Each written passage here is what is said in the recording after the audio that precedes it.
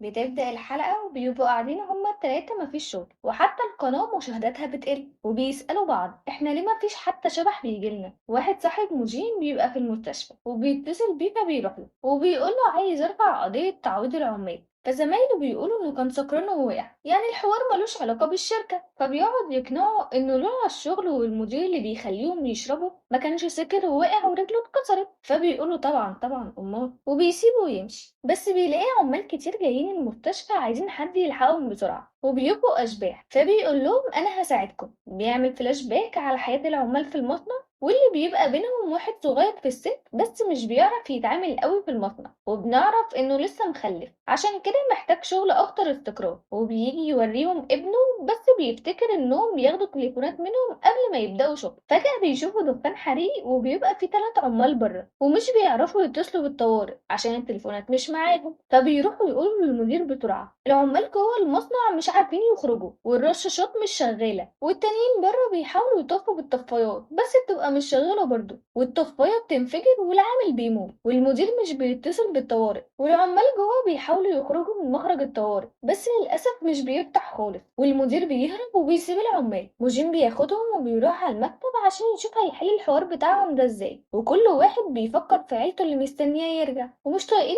المدير تشوي خالص عشان هرب. فغيونيو بيقول ان في شركة استخدمت مواد مش مقاومة للحريق عشان التكاليف عالية ووقفوا انذار الحريق برضه، وفي الاخر دفعوا الاهالي الضحايا والدنيا مشيت ورجعوا يشتغلوا تاني بس تحت اسم شركة مختلف. العمال طبعا بتتضايق انهم ماتوا والشركة مش هتتعاقب، فموجين بيقول لهم ما تقلقوش هيتعاقبوا بالقانون. بتطلع الشركة اصلا بتاعت حد تاني وهم حاطين تشوي في الوش عشان لو حصل حاجة الشركة مش بتاعتنا. المهم الضابط بيتكلم مع تشوي واننا عارفين انك بس محطوط في الوش لكن ما تشيلش شيلة مش شيلتك، وبيحييه وبيمشي. اول ما بيخرج بيجوا 2 يخطفوه في عربية وبيعرفوه انهم يعرفوا بيته عشان يخافوا ما يتكلمش. فبيروح ماسك الدركسيون وبيبقوا هيخبطوا في العربيات وبيعرف ينط من العربية وبيدخل بين الناس وبيهرب منهم. تاني يوم العمال بيبقوا في المكتب وعمالين يتكلموا مع بعض وكل واحد يقول رأيه في موجين، وموجين بيقوم يزعق معاهم عشان مش عارف ينام من صوتهم. بتدخل هيجو وغيونيون وبتوريه انهم حاولوا يخطفوا تشوي. طبعا صاحب الشركة متضايق وبيزعق مع المساعدين بتوعه عشان هرب منهم، لانه لو راح مركز الشرطة وقال حاجة هيروح في داهية. بنروح لغيونيو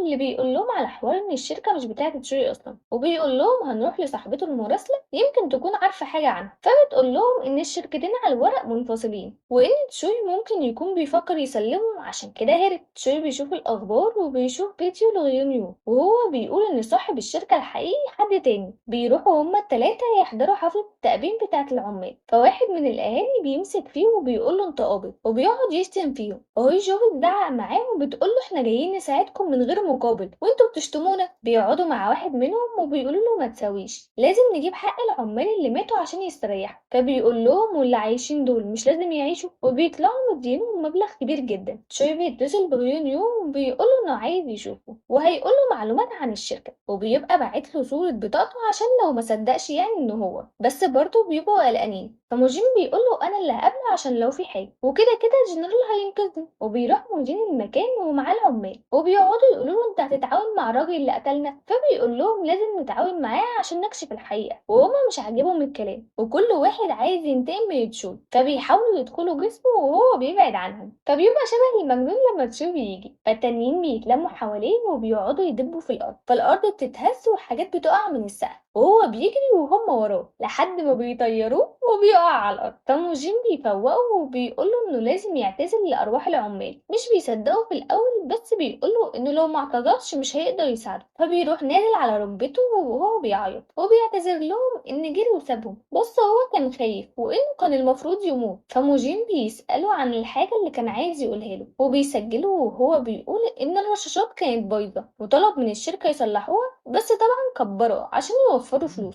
وبنعرف انه كان شغال في الشركة الام بقاله 20 سنة، وفي يوم قالوا له انت هتبقى مدير تنفيذي للشركة بس كانوا بيقولوا له انه هيعمل اعمى واخرس عن اي حاجة بتحصل وهيسكت، وبيقولوا انه معاه دليل على صاحب الشركة الحقيقي، والدليل ده في يو اس بي موجود في التلاجة بتاعته في المكتب. فبيسمعوا صوت عربية بره فبيقول له بسرعة على الباسورد وانه عيد ميلاد ابنه، وبيهربوا هما الاتنين والناس برضو وراهم. والعمال كانوا بيتدربوا ازاي يحركوا حاجة زي ما عملوا مع تشوي بس بيبقوا مش عارفين. فبيجي الجنرال وبيقول لهم إنهم هيستخدموا قوة غضبهم دي في حاجة مهمة قريب وهم مش عارفين يغضبوا، فبيديهم كل واحد شحنة غضب كده عشان يولعوا وهم واقفين، وفعلا بيقدروا يعملوا حركة في الأرض وبتخلص الحلقة. لو عجبكم الملخص دوس لايك سبسكرايب واشوفكم في ملخص تاني. سلام.